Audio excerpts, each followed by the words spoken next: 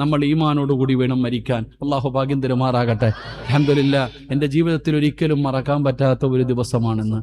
എൻ്റെ ജീവിതത്തിൽ മരിക്കുന്ന കാലം വരെ എനിക്ക് മറക്കാൻ കഴിയാത്ത ഒരു ദിവസമാണ്. അൽഹംദുലില്ലാ, എനിക്ക് ഇത്രയും നേരം നിങ്ങളുടെ മുമ്പിൽ വഅദ് പറയാൻ കഴിയുമെന്ന് എനിക്കൊരു ഉറപ്പില്ലായിരുന്നു. സത്യം പറഞ്ഞാൽ ഇത്രയും നേരം ഞാൻ ഇത്രയും ജീവിതത്തിൽ എത്രയോ വഅദ് പറഞ്ഞിട്ടുണ്ട്. എൻ്റെ ജീവിതത്തിൽ രണ്ടാമത്തെ പ്രാവശ്യമാണ് വഅദ് പറയുമ്പോൾ എനിക്കൊരു സന്തോഷം തോന്നിയ ഒരു നിമിഷം. ഞാൻ കുറെ കാലങ്ങൾക്ക് മുമ്പ് പയ്യന്നൂരിൽ സ്ഥലത്ത് വഅദിന് വേണ്ടി വന്നു.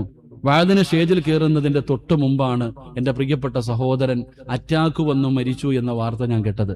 എൻ്റെ ജ്യേഷ്ഠൻ മരിച്ചു എന്ന വാർത്ത കേട്ടപ്പോൾ സംഘാടകർ ഉൾപ്പെടെ പറഞ്ഞു, ഉസ്താദിനെ വീട്ടിൽ കൊണ്ടുപോകാം. ഞാൻ പറഞ്ഞു ഇല്ല, ഞാൻ വഅദ് പറഞ്ഞിട്ടേ പോകൂ.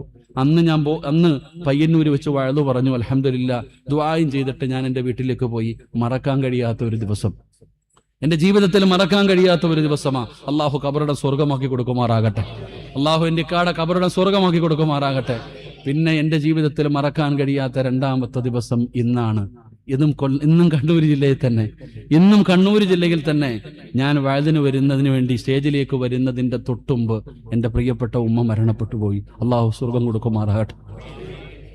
അള്ളാഹു ഖബറുടെ വിശാലമാക്കി കൊടുക്കുമാറാകട്ടെ. എൻ്റെ ഉമ്മയുടെ മരണവാർത്ത കേട്ടിട്ടാണ് ഞാൻ ഇന്ന് വഅദിന് കയറിയേ. എൻ്റെ പ്രിയപ്പെട്ട ഉമ്മ, അൽഹംദുലില്ലാ, എൻ്റെ ഉമ്മയ്ക്ക് അല്ലാഹു സ്വർഗം കൊടുക്കുമാറാകട്ടെ. എൻ്റെ ഉമ്മ മരിച്ചു എന്ന് ഞാൻ അറിഞ്ഞിട്ടാണ് ഞാൻ വഅദിന് കയറിയത്. എന്നോട് സംഘാടകർ ചോദിച്ചു, ഉസ്താദ് എന്ത് വേണം? ഞാൻ പറഞ്ഞ ആരോടും പറയണ്ട, ഒരാളോടും പറയണ്ട, ആരോടും പറയണ്ട, ഞാൻ വഅദ് പറയും ഇൻഷാ അല്ലാഹ്. മരിച്ച വീട്ടിൽ കയറണോ? ഞാൻ അപ്പോഴും പറഞ്ഞു കയറണം. ഡോക്ടർ എന്നോടാണ് പറഞ്ഞത് ഉമ്മ മരിച്ചു എന്ന്. ആദ്യം ഞാൻ ഫോൺ എടുത്തപ്പോൾ ഡോക്ടർ എൻ്റെ അടുത്ത് പറഞ്ഞു മരിച്ചിട്ടാണ് കൊണ്ടുവന്നത്. എൻ്റെ പ്രിയപ്പെട്ട ഉമ്മ മഗ്രിബ് നമസ്കാരം കഴിഞ്ഞു ഇശാഇന്റെ തൊട്ട് മുമ്പ് ഞാൻ നിസ്കരിച്ചു കൊണ്ടിരുന്നപ്പോൾ എൻ്റെ ഉമ്മാൻ എനിക്ക് വലിയ ഇഷ്ടമാണ്, ഉമ്മാനോട് വല്ലാത്ത സ്നേഹമാണ്. ഇന്നലെയും ഞാൻ കെട്ടിപ്പിടിച്ച് ഉമ്മ കൊടുത്തിട്ടാ വന്നേ. ഞാൻ ഇന്ന് മഗ്രിബ് നമസ്കരിച്ചു കൊണ്ടിരുന്നപ്പോൾ എൻ്റെ മനസ്സിൽ എന്തോ വല്ലാത്തൊരു തോന്നൽ, ഉമ്മാനെ കുറിച്ചുള്ള ചിന്ത എനിക്ക് കടന്നു വന്നു. നിസ്കാരം കഴിഞ്ഞ് എഴുന്നേറ്റ് ഞാൻ ഇരുന്നപ്പോൾ എനിക്ക് ഫോണും വന്നു. അള്ളാഹു സ്വർഗം കൊടുക്കുമാറാകട്ടെ. എന്താ മരണം?